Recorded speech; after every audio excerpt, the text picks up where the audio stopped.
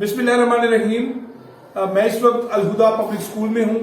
یہاں میں نے آج ٹائم کے حوالے سے، وقت کے حوالے سے، وقت کی قدر، وقت کی اہمیت اور وقت کی پابندی کے حوالے سے گفتگو کی، اور یہاں ہر کلاس کے بچے موجود ہیں.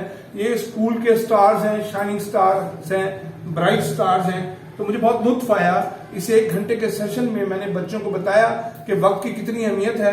تو یہ رافع ہیں، یہ بتائیں گے کہ انہوں نے آج کے سیشن میں کیا سیکھا. صاحب نے ہمیں سکھایا ہے لیکچر میں کہ وقت کی پابندی کرنی چاہیے. ہمیں صبح جلدی اٹھنا چاہیے تاکہ ہم اسکول جلدی پہنچیں، اور اکثر ہم لیٹ ہو جاتے ہیں، اسکول سے واپسی چلے جاتے ہیں. ہمارے جو سر ہوتے ہیں وہ ہماری وقت کی پابندی بنانے کے لیے ہمیں واپسی کرتے ہیں تاکہ آئندہ ہماری وقت کی پابندی بنی رہے.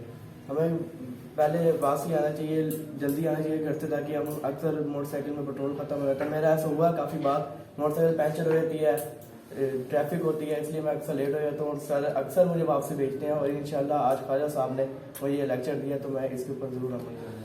بہت شکریہ.